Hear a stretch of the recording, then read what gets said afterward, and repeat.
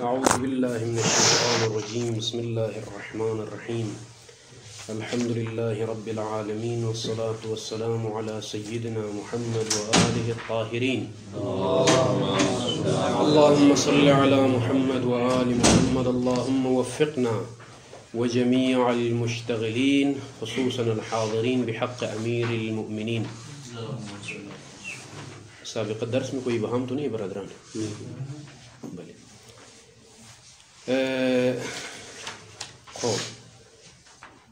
جنہوں نے بیع فضولی یا عقد فضولی کو باطل قرار دیا، انہوں نے پہلی دلیل قرآن سے آیات کی صورت میں اور دوسری دلیل روایات کی صورت میں. روایتیں تو بیان ہو گئی، انہوں نے کیسے استفادہ کیا ہے روایات سے بطلان فضولی کو. شیخ آدم انصاری آج کے درس میں جواب عن الاشکال الذي اورد على بطلان بیع الفضولی من الروایات، لیکن مطلب جدید میں منتقل ہونے سے پہلے آیات سے جو جواب دیا شیخ اعظم نے، مفہوم حصر والی آیت یا جو ہے قید وصف سے، مفہوم وصف سے جو جواب دیا، کہ مفہوم وصف سے جو جواب دیا اس میں جو سابقہ درس میں ابہام جو میری نظر میں رہ گیا ہے وہ یہ کہ جواب نمبر 1 جواب نمبر 2 وہ تفصیلی طور پر بیان ہونا چاہیے تھا. آخری جواب میں نے جواب خامس نہیں کہا جو ترتیب شراح نے بیان کی ہے، وہ یہ کہ جو ہے جنہوں نے بطلان فضولی پر مفہوم وصف سے استفادہ کیا ان کے جواب میں شیخ نے کیا کہا. سب سے پہلا میرا جواب یہ ہے مفہوم وصف کو میں تسلیم نہیں کرتا.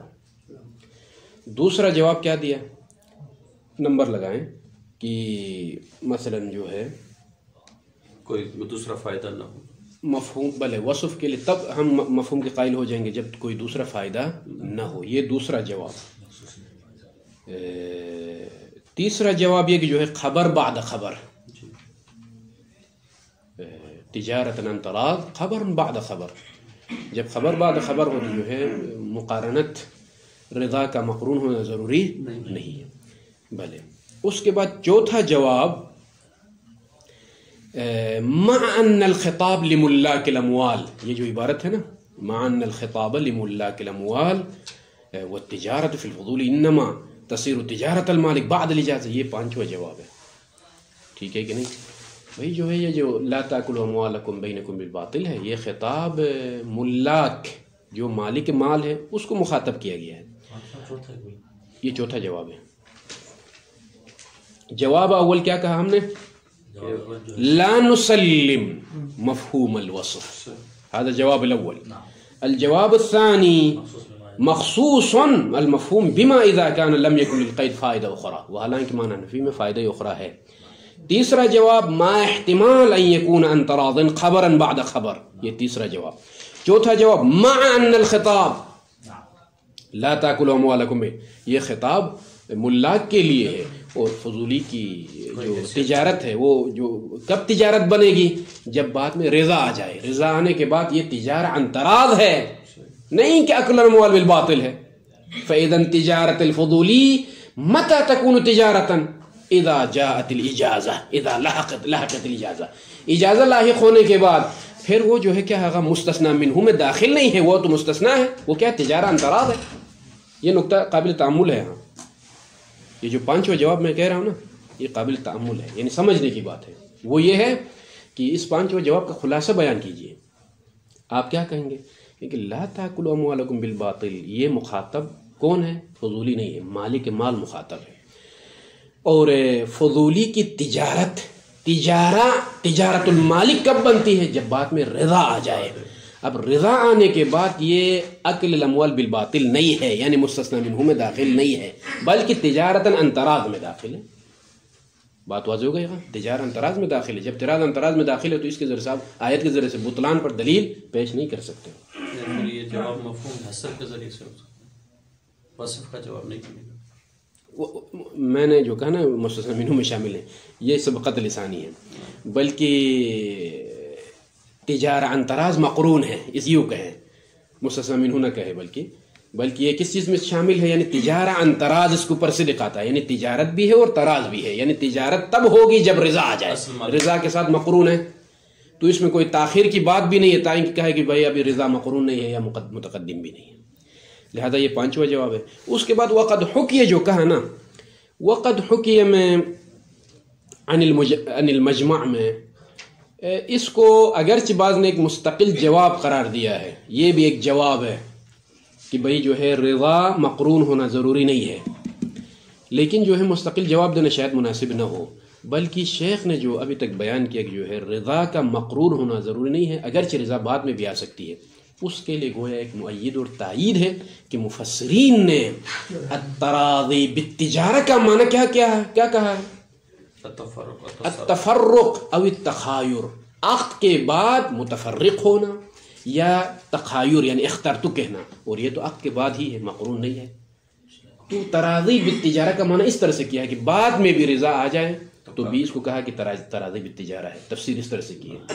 گویا یہ جو میں کہہ رہا ہوں اس کے لیے ایک تائید ہے، بڑی تائید مفسرین کی طرف سے. خلاصۃ الکلام یہ ترتیب میں کسی حد تک ابہام تھا، درس میں نے دوبارہ اس ترتیب کو بیان کیا ہے.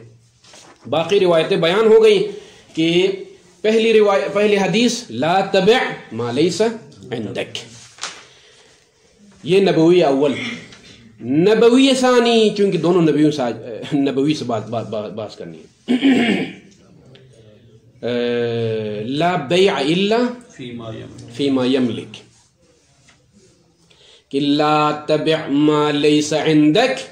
مستدل نے کیا کہا بطلان پر جس نے استدلال کیا ہے کہ لا تبع ما لیس عندک، یہاں پر کنایہ ہے اس بات سے کہ جو ہے جس پر تمہارا سلطہ نہیں ہے، جس پر تمہاری ملکیت نہیں ہے. نہیں کہ ما لیس عندک میں مکان مراد ہو، یہ جو میرے پاس نہیں ہے بلکہ کسی اور یہ مراد نہیں ہے. الشیء الذی لا تسلط علیہ، وہ شیء جس پر تمہارا سلطہ اور ملکیت نہیں. تسلط نہیں ہونے کی وجہ کیا ہے؟ مالکیت نہیں ہے. اس کو لا تبع، فروخت مت کرو. یہ ہے نبوی اول. شیخ نے کہا کہ جو ہے ایک اور نبوی ہے، اسی معنی کی طرف بازگشت ہے. وہ کیا؟ لا بیع الا فیما یملک، او الا فی ملک بھی کہہ سکتے ہیں، بعد میں ایک اور مضمون آ جائیے. لا بیع الا فی ملک او ما یملک. بیع کے لیے، بیع و شراء کے لیے ملکیت شرط ہے. جہاں ملکیت نہیں ہے وہاں پر بیع متحقق نہیں ہوتی. جس طریقے سے لا وطئ الا فی ملک، لا اتق الا فی ملک، یہ تمام چیزیں. اب جواب اس سے شیخ بیان کریں گے، اس کے بعد جو روایتیں ہیں اس کی طرف منتقل ہوتے ہیں وقت اگر باقی ہو. یہ جواب والجواب عن النبوی اولا، یہ صفحہ بھی آسان صفحہ نہیں ہے. فضولی کی بحثیں خود ہی دقیق ہیں، ان میں سے ایک دقت یہاں کرنی ہے چونکہ یہ بات بھی بار بار تکرار ہونے والی ہے. فضولی میں کما بینا، اسی لیے یہاں سمجھنے کی بات ہے. وہ یہ ہے ان الظاہر من الموصول هي العین الشخصیت لا تبع ما. فی الحال نبوی اول کو ذہن میں رکھے، بعد میں نبوی ثانی کو کہیں گے کہ نفس الجواب فی النبوی الثانی لیکن فارق بسیط. ٹھیک ہے بھائی. اولا لا تبع ما لیس میں ما موصولہ سے مراد عین شخصی مراد ہے. العین الشخصی مثل هذا الكتاب او مثلا هذه الحنطة، مطلق حنطة نہیں، مطلق الثوب نہیں، هذا الثوب مشخص، ہاں مشخص ہو، عین شخصی. اس کے مقابلے میں بیع کلی فی الذمہ وہ مشکل نہیں ہے، جیسا کہ انشاءاللہ آخر میں بقیہ امران میں بحث آئے گی کہ جس طرح سے فضولی کی بحث عین شخصی میں ممکن ہے، اسی طرح سے بیع کلی میں بھی کلی فی الذمہ کہا جاتا ہے، مشخص نہ ہو عین. بعت ثوبا فی ذمتی مثلا، وہ ثوب هذا ثوب نہیں کہا میں نے، ٹھیک ہے کہ نہیں. تو بعت کتابا هذا الکتاب میں نے نہیں کہا، وہ کلی فی الذمہ ہے.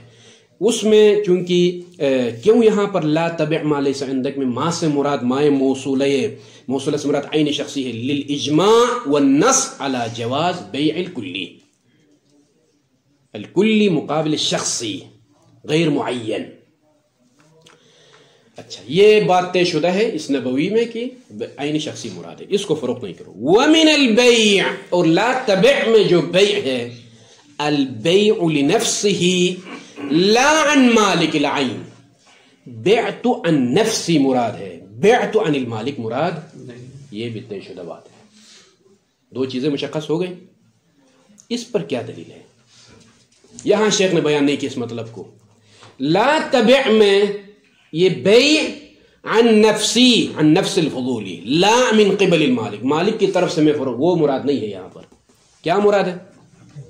میں اپنی طرف سے، میں اپنے لیے فروخت کر رہا ہوں. کیا مدلل علی ھذا؟ دو قرینے ہو سکتے ہیں. القرینۃ الاولی، عادتاً معاملہ اپنی طرف سے ہی ہوتا ہے، غیر کی طرف سے بہت کم ہوتا ہے. ٹھیک، یہ ایک قرینہ عادی. اور جو زیادہ قوی بات ہے وہ یہ کہ لا تبع ما لیس عندک، کب فرمایا رسول اللہ نے؟ خبر حزام کہا نا وہاں پر. جی ہاں. بلے وہ قولہ لحکیم ابن حزام. حکیم ابن حزام روایت میں جو اس نے سوال جو اٹھایا ہے، سوال ذکر نہیں ہے یہاں پر، سوال جو اس نے اٹھایا ہے اس نے معاملہ اپنے لیے، اپنے طرف سے فروخت کیا تھا. ٹھیک ہے، معاملے کو اپنے لیے انجام دے رہا تھا. تو رسول اللہ نے فرمایا لا تبع ما لیس عندک، اپنے لیے فروخت نہیں کرو اس طرح سے. بات واضح ہو گئی. فسؤال السائل قرینہ علی ان البیع لنفسہ لا عن المالک. یہ بات بھی طے ہوگی. خوب. وحینئذ، حینئذ یعنی المقصود من البیع لنفسہ لا عن المالک، فحینئذ فإما وإما، فإما وإما، جب اپنی طرف سے ہے معاملہ، اپنے لیے فروخت کر رہا ہے، مالک کی طرف سے نہیں، تو آپ کے پاس دو ہی راستے ہیں، ان میں سے ایک کا انتخاب کرنا ہوگا. فإما أن يراد بالبيع مجرد الانشاء. مجرد الانشاء یعنی کیا مطلب؟ اصل انشاء بیع، خود بیع منہی عنہ ہے، بیع کو انشاء کرنا منہی ہے، نہیں شدہ ہے. ایھا الفضولی یعنی لا تنشئ البیع، مجرد البیع، عن نفسک او عن الغیر. ٹھیک ہے، جب تک تم مالک نہیں ہو، لا یحق لک انشاء البیع، انشاء بیع کرنا حرام ہے آپ کے لیے، کسی کے اموال پر انشاء بیع کرنا. ٹھیک ہے کہ نہیں؟ نہ اپنے لیے نہ غیر کے لیے نہیں ہو سکتا، حتیٰ مالک کے لیے بھی نہیں ہو سکتا. نفس الانشاء، خود انشاء، بیعت هذا الشیء، انشاء بیع ہی حرام ہے. اور اس حرمت سے مراد حرمت بلے ارشادی ہے. یہ بیعت انشاء کرنا حرام ہے، یہ ارشاد ہے کس بات کی طرف؟ کہ حرام ہونے کا مطلب یہ حرمت تکلیفی نہیں، ایسا نہیں کہ میں بیعت کے نہ میرا لفظ ادا کرنا یہ حرام ہو، یعنی ارشادی ہے کس بات کی طرف؟ فساد، فساد البیع، ھذا البیع فاسد، یہ مراد ہے. جب انشاء حرام ہے آپ کے لیے، یعنی حرمت ارشادی، حرمت تکلیفی نہیں، حرمت وضعی آپ کا ہے. حرمت وضعی یعنی کیا مطلب؟ فاسد. اگر آپ انشاء کرو گے فاسد ہے، چاہے یہ اپنے لیے واقع ہو یا غیر کے لیے واقع ہو. ھذا البیع فاسد لا تبع، معنی یہ. خوب، یہ ذہن میں رکھیں، تقریب استدلال ذہن میں رکھیں چونکہ معنی مشخص ہو. فإذن أيراد بالبيع مجرد الانشاء، مجرد انشاء، نہ آپ اپنی الانشاء عن نفسی، الانشاء عن المالک، یہ جو قیودات ہے نا اس سے ہٹ کے نفس الانشاء البيع حرام. والمقصود من الحرمة الحرمة الوضعية، يعني هذا الانشاء فاسد لا يترتب عليه اثر. اگرچہ بعد میں اگر آپ مالک کے لیے بھی کہیں کہ میں نے مالک کی طرف سے مالک اجازت بھی دے دے، لا، هذا الانشاء فاسد. لحوق اجازہ، عدم لحوق اجازہ کا کوئی دخل نہیں اس میں، بس ختم. لا يحق لك ایھا الفضولی ان تنشئ البیع على اموال الناس. بات واضح ہو گئی؟ ہاں. خوب. فیکون دلیلا، فیکون النبوی دلیلا على عدم جواز بیع الفضولی لنفسه، فلا يقع له للفضول ولا للمالك بعد اجازته.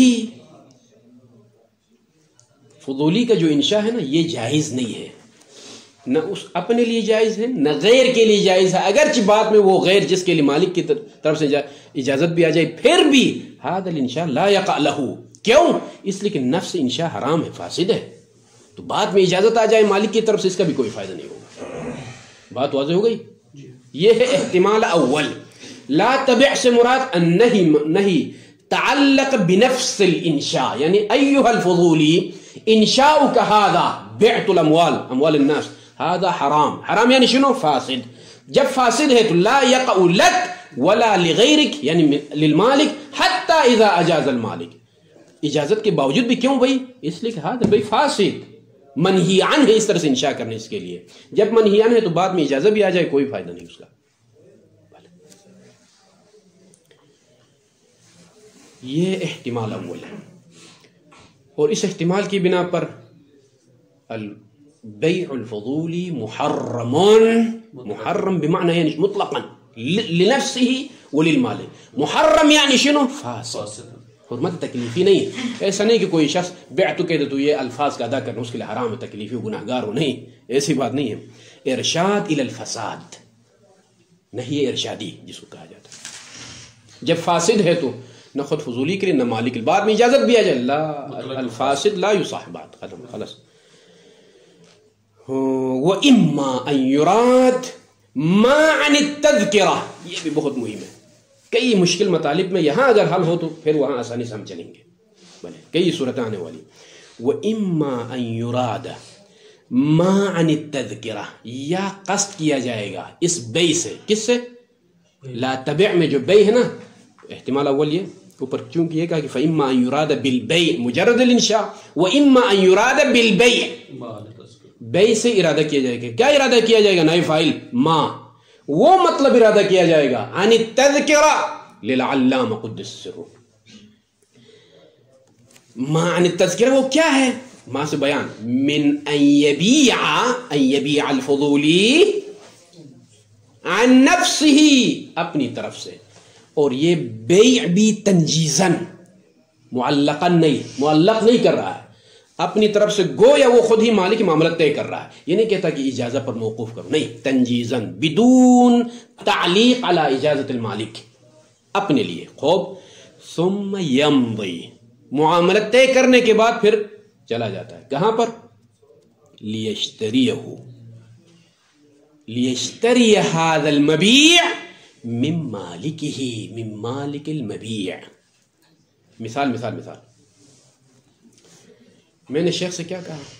بعت لک هذا الکتاب من نفسی،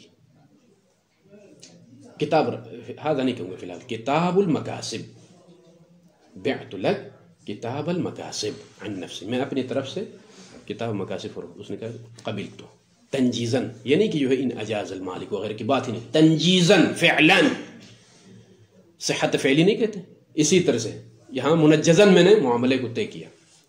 پھر اس کے بعد حالانکہ میرے پاس کتاب نہیں ہے، کتاب سماعت الشیخ کی ہے،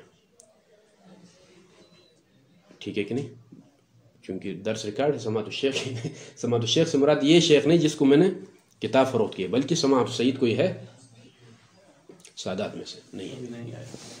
خوب، حالانکہ کتاب سماعت السید کی ہے، ٹھیک ہے، میں نے سماعت الشیخ کو فروخت کی ہے تنجیزاً، پھر اس کے بعد ثم یمضی لیشتریہ من المالک، میں نے فروخت کرنے کے بعد کیا کر، ابھی جا کر لے کر آ رہا ہوں آپ کے لیے، لیشتریہ من السید، تاکہ یہ فضولی سید سے کتاب خریدے گا، لیسلمہ، سماعت الشیخ جس کو میں نے کتاب فروخت کی، جس کے اس کو تسلیم کرنے کے لیے، دینے کے لیے اس مبیع کو خریدنے جا رہا ہوں۔ فَإِذَن مالک ہونے سے پہلے تنجیزاً معاملت طے کر رہا ہوں، ٹھیک ہے، شیخ کے ساتھ کہ میں نے آپ کو فروخت کر دی یہ کتاب، آپ کی ملکیت میں نے دے دی، جو شیخ نے قبول بھی کیا، اس کے بعد جا کر خرید رہا ہوں مالک اصلی جو کہ سید ہے اس سے، لِأُسَلِّمَهُ أَوْ لِيُسَلِّمَهُ، تسلیم کرنے کے لیے، تو مالک بننے سے پہلے معاملے کو علی نحو الالزام، جس میں کوئی خیار کی گنجائش نہ ہو، علی نحو التنجیز، علی نحو الالزام، یہ بعد میں تعبیرات آنے والی ہے، الزامن معاملے کو میں نے طے کیا ہے مالک بننے سے پہلے، ٹھیک ہے، تو بغیر کسی توقف علی الاجازہ کے، دیکھیں ھذا هو المراد من النبوی لا تبع ما لیس عندک، مالک بننے سے پہلے تنجیزاً یعنی بغیر کسی معلق علی اجازت المالک اس طرح سے معاملہ نہیں کرو، یہ علامہ نے کہا ہے، یہ مقصود ہوگا لا تبع ما لیس عندک سے۔ خوب اس کے بعد آگے بڑھیے، خود علامہ کی عبارت آ رہی ہے، قال علامہ لأنه صلی اللہ علیہ وآلہ، دلیل کیا ہے بھئی اس بات پر؟ مطلب ذہن میں رکھیے، پہلے پھر سے دہرا رہا ہوں مطلب کو، بیع الفضولی، اپنی عبارت چھوڑے مقاصد، بیع الفضولی مال الغیر لنفسه تنجیزا وفعلا بدون تعلیق على اجازت المالک، هذا البیع باطل فاسد لا تبع ما لیس عندک، یہ علامہ نے کہا ہے، اس طرح سے معاملہ نہیں کرو کہ بعد میں اجازت کی بھی ضرورت نہیں پڑے اور کوئی اختیار خیار وغیرہ بھی نہ رکھے، معاملے کو الزامی طور پر انجام دے دے، نہ اپنے لیے خیار نہ غیر کے لیے خیار، اس طرح سے نہیں کرو، یہ مقصود ہے کہا علامہ نے۔ قال العلامہ، کیوں علامہ نے یہ کہا ہے؟ اس لیے کہ لأنہ صلی اللہ علیہ وآلہ، نبی اعظم نے فرمایا، ذکرہ جوابا لحکیم ابن حزام، حکیم ابن حزام کے سوال کے جواب میں فرمایا ہے، حیث سألہ، سوال اس طرح سے کیا تھا، کس طرح سے؟ ان یبیع الشیء، یا رسول اللہ کسی شے کو میں فروخت کروں مثلا، یا کوئی شخص فروخت کرے، فیمضی ویشتریہ ویسلمہ، فروخت کرنے کے بعد، معاملے کو طے کرنے کے بعد، علی نحو الالزام علی نحو التنجیز، یعنی کیا مطلب بعد میں اجازت کی کوئی ضرورت نہیں ہے، انجام دے، پھر جا رہا ہے ابھی معاملہ اس قدر پکا کرنے کے بعد پھر جا رہا ہے کہاں؟ خریدنے کے لیے، تاکہ دے دوں اس کو، میں نے اس کے معاملے اس طرح سے کیا ہے، بھائی میں یہ موبائلوں کا یہ سسٹم بھی مجھے نہیں پتا، یہ والا اس طرح کا موبائل اتنی خصوصیات والا فلان فلان نام دیتا ہوں، خریدنا ہے؟ ہاں، یہ موبائل کی مثال جلدی سمجھ آتی ہے نا، خریدنا ہے آپ نے؟ ہاں بالکل، ہو گیا اتنا 2 لاکھ دینار، طے ہو گئی بات، ختم، ابھی تک میں مالک نہیں ہوں اس کا، ٹھیک ہے دے دو 2 لاکھ، ادھر سے جیب میں ڈال دیا، اب میں جا رہا ہوں مارکیٹ خریدنے کے لیے، ادھر سے لے کر آ رہا ہوں، کیوں؟ لیسلمہ، کوئی خیار میار اب نہ وہ نکل سکتا اس معاملے سے، نہ میں نکل سکتا ہوں، معاملہ پکا ہو گیا۔ یا رسول اللہ، یبیع حزام موبائل A13 بلے ثم يمضي ليشتريه من سوق الموبائل ليسلمه، شنو هذا حكمه؟ فقال رسول الله فإن هذا البيع غير جائز ولا نعلم في هذا البيع خلافا في بطلان هذا البيع، عفوا یہ نقطہ ذہن میں رکھیں، ولا نعلم، علامہ کی عبارت ہے، ہاں علامہ کون ہے معلوم ہے؟ شیخ اعظم کی نظر میں، کما یقول سیدنا الاستاذ حفظہ اللہ، قول العلامہ مثل روایت المعصوم عند شیخ العظم الانصاری، سمجھ رہے ہیں؟ روایت سے کم نہیں ہے علامہ کا قول، یعنی اس قدر، یعنی علامہ کا قول ایسے اپنی مرضی سے تو نہیں ہے، یعنی کوئی ہے اس کے پاس، تو لہٰذا جب نظام داخل ہوتے شیخ اعظم تو علامہ قال ہکذا، اگرچہ رد بھی کرے لیکن علامہ یہ معنی رکھتا ہے۔ خوب، ولا نعلم فی بطلان هذا البیع، کون سی بیع بھائی؟ کون سی بیع؟ پھر سے تکرار کر رہا ہوں، علی نحو الالزام والتنجیز قبل ان یکون مالکا عن نفسه، وہ بھی اپنی طرف سے معاملے کو انجام دینا، بیع کو، قبل ان یکون مالکا، اور وہ بیع بھی لا المعلق علی الاجازہ، بیع علی نحو التنجیز، بعد میں اجازت میں کی ضرورت بھی نہ ہو، یہ لا نعلم فی بطلان هذا یعنی اجماع، لا نعلم فی خلافا، کیا دلیل ہے؟ مت دلیل علی هذا للنہی المذکور لا تبع ما لیس عندک، ایک دلیل، اور دوسری وللغرر، غرر موجود ہے، وہ غرر کیا؟ اس بیچارے شیخ کو میں نے موبائل فروخت کیا ہے اور معاملہ بھی طے کیا ہے، میں دے دوں گا فلاں، ایسے دھوکہ باز افراد ہوتے ہیں نا، دھوکے دیتے ہیں، اب مارکیٹ میں جا کے میں جس سے بات کرنا چاہوں وہ اگر مجھے نہ دے دیں، یہ ہے غرر، نقصان ہو رہا ہے۔ ممکن ہے اگر اس کو معلوم ہوتا کہ یہ اس طرح کا کاروبار کرتا، ممکن اقدام ہی نہیں کرتا۔ بات واضح ہو رہی؟ ہاں، ممکن ہے وہ جس کے ساتھ میں معاملہ کرنے جا رہا ہوں اس کے ساتھ لڑائی ہو جائے، مجھے واپس کر دیں، تو هذا غرر على هذا المسكين۔ اگر مثال کو دھوکہ نہیں ہوتا ہے پھر چیز جو اس نے مانگی تھی، جو وہاں سے بتایا تھے وہی وہ لا کے دیتا ہے، پھر بھی اس کے بھائی کا کیا ہوگا؟ دیکھیں شیخ صاحب، اذا جاء الاحتمال بطل الاستدلال، غرر کا احتمال ہے یا نہیں ہے؟ احتمال ہے۔ علم لدنی تو نہیں ہے کہ جو ہے وہاں معاملہ ہو جائے گا، احتمال ہے وہاں وہ انکار کرے۔ اصل مالک بیچے ہی نہیں وہ چیز۔ جی اصل مالک ممکن ہے جو ہے فروخت ہی نہ کرے، تو پھر اذا جاء الاحتمال بطل الاستدلال نہیں کہہ سکتے ہیں۔ بلے الموجبۃ الکلیہ تنقض بالسالب الجزئیہ، خلاص۔ خوب، لأن صاحبها قد لا يبيعها، أي بلے لأن صاحب العين مثلا قد لا يبيع هذا العين، هذه العين، خلاص انتہا علام، کلام العلامہ انتہا۔ یہ بات ذہن میں رکھیے، ایک مقام پر عنقریب آنے والا ہے کہ علامہ کی اس بات کو خلط کیا ہے کسی اور مطلب کے ساتھ۔ علامہ نے بطلان فضولی میں جو ہے بیع فضولی کے بطلان میں لا نعلم فیہ خلافاً کہا ہے، ایسا نہیں ہے، اس میں کہا ہے۔ اس میں کون سا مورد؟ جہاں پر علی نحو تنجیز، بغیر کسی تعلیق علی الاجازہ، وہاں علامہ نے کہا کہ بیع فضولی، اس طرح کے فضولی میں بطلان میں کوئی خلاف نہیں ہے، لا نعلم فیہ خلافا، نہیں کہ مطلق بیع فضولی۔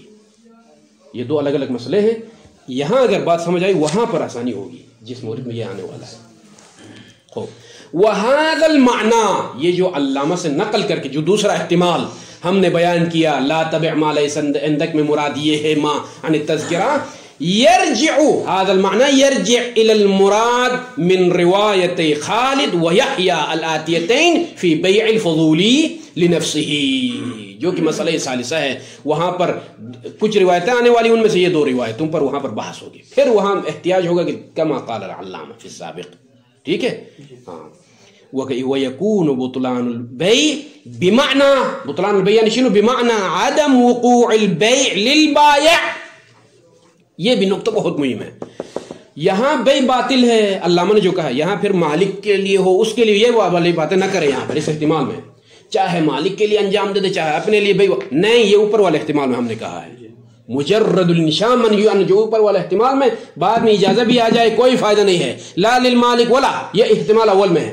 یہاں پر بطلان البیع سے کیا مراد ہے؟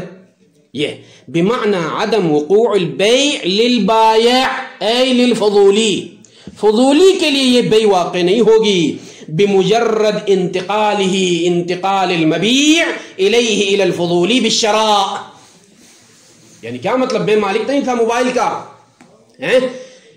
یہ بیع باطل، مطلب یہ ہے کہ جو ہی جا کے مارکیٹ سے اتفاق ہو گیا موبائل میں نے خرید لیا، ایسا نہیں ہے کہ یہ بیع اس فضولی کے لیے واقع ہو۔ لا تبع ما ليس عندك، یعنی کیا مطلب؟ هذا البيع لا يقع لك ايها الفضول، انت فقط، آپ کے لیے اس طرح سے واقع نہیں ہوگا کہ بعد میں اجازت کی ضرورت بھی نہ ہو، ایسا نہیں ہو سکتا ہے۔